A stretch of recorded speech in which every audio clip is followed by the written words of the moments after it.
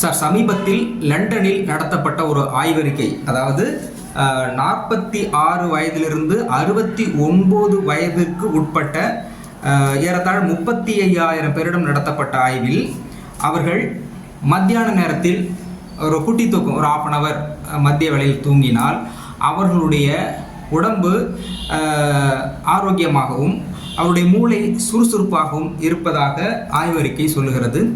அதிலும் குறிப்பாக ஆய்வாளர் டாக்டர் கார்ல் பீல்ட்ஸ் என்பவர் உடற்பயிற்சி செய்வதை விடவும் பகலில் அரை மணி நேரம் உறங்கினால் அதிக பலன் கிடைக்கிறது என்று சொல்கிறார். உண்மையில் பகல் நேரத்தில் குட்டி தூக்கம் போடுறது அப்படிங்கிறது சரியானதா? ஏன்னா நம்ம உள்ளூர்லே சொல்லியிருக்கிறோம், உள்ளூர் பழமொழி உண்ட மயக்கம் தொண்டனுக்கும் உண்டு அப்படின்னு சொல்கிறோம். அப்போது பகலில் அரை மணி நேரம் உறங்குவது உடலுக்கும் மூளைக்கும் நல்லதா? இதை பற்றி உங்களுடைய கருத்து என்ன டாக்டர்?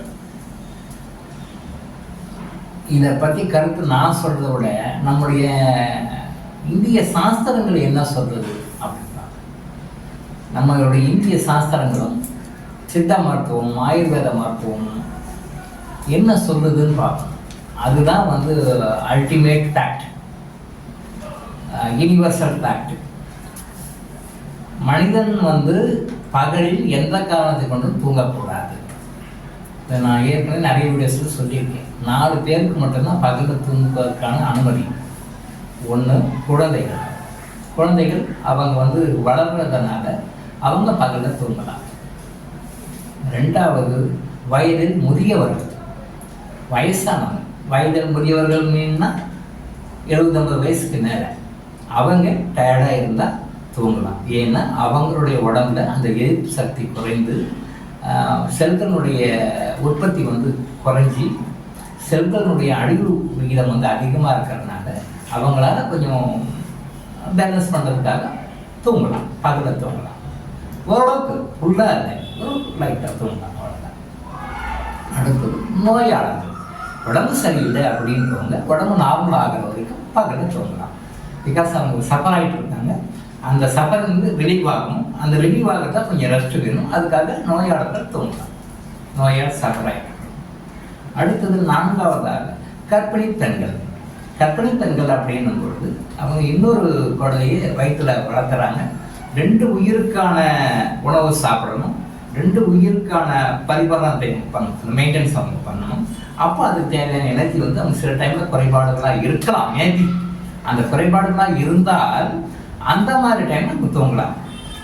இவங்களுக்கு மேபி தான், நீங்கள் கம்பல்சரியாக தூங்கணும்னு கிடையாது. இந்த 4 தேதி, இப்போ நான் சொன்ன 4 தேதி தூங்கலாம், தவறு கிடையாது. முடிஞ்ச வரைக்கும் குறைச்சி தூங்கலாம், அவ்வளோதான்.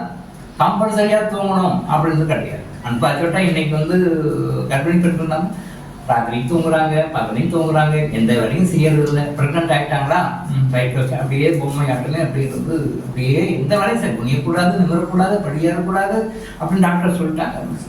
அப்படியே இருந்து அப்படி கடைசியில் 10வது மாதம் சிசேரியன் பண்ணி ஆப்ரேஷன், அவ்வளோதான், முடிஞ்சு போச்சு. இயற்கையான ஒரு பிரசவம் நடக்கணும் அப்படின்னு சொன்னால் உடனே எல்லா பாகத்துக்கும் வேலை கொடுக்கணும், எல்லா பாகம் வேலை செய்யணும். நடக்காதீங்க, ஓடாதீங்க, மேலே ஏறாதீங்க, படிக்கட்டு ஏறாதீங்க, இறங்காதீங்க.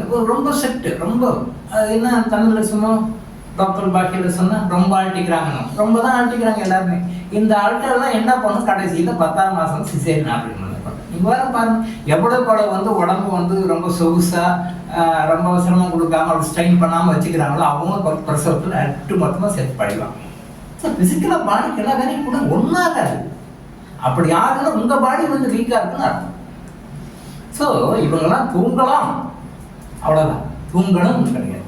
அப்படி இருக்கும் பொழுது பகலை தூங்கணும் அப்படின்னு சொன்ன என்ன அர்த்தம்னா, நம்ம பாடிக்கு தேவையான எனர்ஜி நமக்கு எப்பவுமே ஈவனாக கிடைக்கல. அந்த கிடைக்காதனால ரெஸ்ட் எடுக்கிறதுக்காக பாடி ஏங்குது. அப்போ தூக்கம் வரும். அப்போ தூக்கம் ஒரு உணர்வு வந்தால் தூங்கலாம், ரைட், ஓகே. பட் அது எதை காட்டுகிறது, நீங்கள் ஆரோக்கியமாக இல்லை என்பதை காட்டுகிறது. உங்களுடைய ஆரோக்கியத்தை மெயின்டைன் பண்ணுவதற்காக, உங்களுடைய ஆரோக்கியத்தை பராமரிப்பதற்கு உங்களுக்கு தேவையான அந்த உயிராற்றல் உங்கள் உடம்புல இல்லைன்றதை காட்டும். அப்போ நீங்கள் என்ன பண்ணணும், உங்கள் உடம்புல தேவையான அந்த உயிராற்றல் வருவதற்கு, அந்த பிராணசக்தி வருவதற்கு, அந்த எனர்ஜி வருவதற்கு நீங்கள் என்ன செய்யணுமோ அது உணவு ரீதியாக, யோகா ரீதியாக, தியான ரீதியாக எந்த மாதிரி தேவையோ அந்த மாதிரி அந்த சக்தியை தான் நீங்கள் பெறுவதற்கு முயற்சி பண்ண மொழியே அதை விட்டுட்டு நான் தூங்குறேன் அப்படின்றது வந்து சரியான கருத்து இல்லைன்றது என்னுடைய கருத்து. ஸோ முடிஞ்ச வரைக்கும் பகலில் தூங்குறது நான் அவாய்ட் பண்ணேன். தூங்க வேண்டாம். அப்படி தூக்கம் வருதுன்னா எங்கேயோ தப்பு நடக்குதுன்னு அர்த்தம். பகலில் தூக்கம் வருது அப்படின்னாலும் நைட்டில் தூக்கம் வரலைன்னாலும் உடம்புல ஏதோ பிரச்சனை இருக்குன்னு அர்த்தம். நல்லா பார்த்துக்கோங்க, நல்லா புரிஞ்சுக்கோங்க. பகலில் தூக்கம் வந்தாலும் தப்பு, நைட்டில் தூக்கம் வரலைனாலும் தப்பு. நைட்டில் தூக்கம் வரலை சார் அப்படின்னா ஏதோ ஸ்லீப்பிங் டோஸ் டாக்டர்கிட்ட கேட்டு வாங்கி சாப்பிட்டு தூங்குறது தவறு. எங்கேயோ சம்திங் ராங். உள்ள எண்டோக்ரைன் கிளாண்ட் சிஸ்டத்தில், நர்வஸ் சிஸ்டத்தில், பிரெயினில் எங்கேயோ ஃபால்ட் இருக்குது. அந்த ஃபால்ட்டை கண்டுபிடிச்சி சரி பண்ணினா நேச்சுரல் தூக்கம் வந்துடும். நைட்டில் தூங்கணும், பகலில் தூங்கக்கூடாது. அப்போ பகலில் தூங்குறீங்க அப்படின்னா உங்கள் உடம்புல எங்கேயோ பாட்டு டாக்டர் அடித்து சொல்லலாம். நீங்கள் ஸ்கேன் பண்ணி பாருங்கள், டெஸ்ட் பண்ணி பாருங்கள், ஏதாவது ஒரு மாற்றம், கண்டிப்பாக மாற்றம். உடம்புல எங்கேயோ ஏதோ பிரச்சனை இருக்குது. அந்த பிரச்சனைக்கு எனர்ஜி தேவைப்படுது. அந்த தேவையான எனர்ஜி இல்லை அப்படின்னால உங்களை தூங்க வச்சு அதை கொஞ்சம் டெலி பண்ணுது. அந்த காஸ்மிக்லேருந்து நம்ம எனர்ஜி வாங்குறோம். நம்ம உணவு சாப்பிட்டாலும், மூச்சு பயிற்சி பண்ணி எதுவாலும் காஸ்மிக் எனர்ஜி வாங்குறோம். அந்த எனர்ஜி பத்தாதனால தூங்க வச்சு அப்போ நீங்கள் எனர்ஜி கொஞ்சம் பண்ணுறீங்க. அப்போ தூங்குவது, பகலில் தூங்குவது என்பது உங்களுடைய உடம்புல தேவையான உயிராற்றல், பிராணசக்தின்னு சொல்ல முடியும், அந்த உயிராற்றல் கம்மியாக இருக்குன்னு அர்த்தம். அதை வந்து நீங்கள் அதிகப்படுத்துவது தான் நீங்கள் முயற்சி பண்ணணும் ஒழிய அதை விட்டுட்டு நான் பகலில் தூங்குறது சரி நான் தூங்குறேன் அப்படின்ட்டேன்.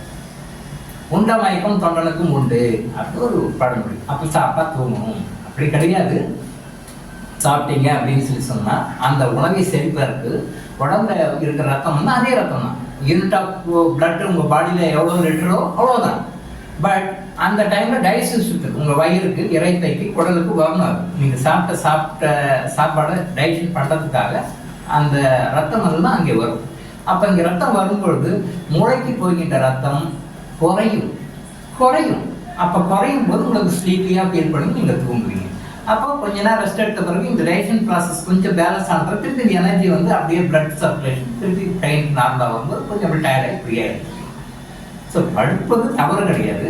பட் அதை அவாய்ட் பண்ணதுக்காக முயற்சி பண்ணுங்க அப்படின்னு சொல்லி படுக்கிறது நியாயம் தான் அப்படின்னு சொல்லி.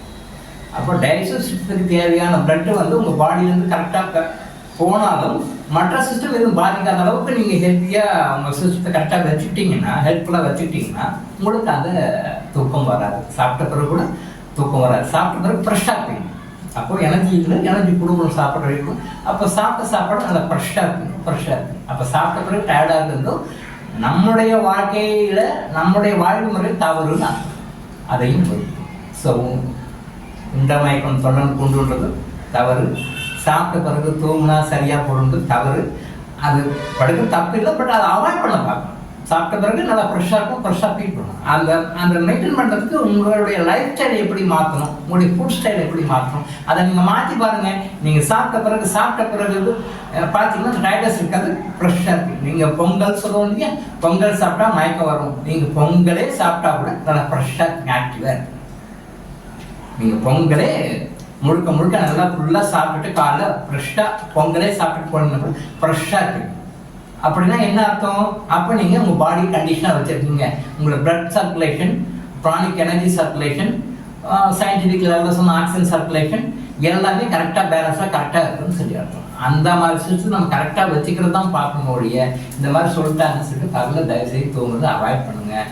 இது வந்து பகலில் தூக்கத்தை அவாய்ட் பண்ணது பல வகைகள், சில வகை கிடையாது. அதுக்கு பேசினா அது 3 நாள் அது பேசணும், அவ்வளோ நன்மைகள் கிடைக்கும். ஆனால் முடிக்கிறதுக்கு பகலில் தூக்கத்தை அவாய்ட் பண்ணுங்க.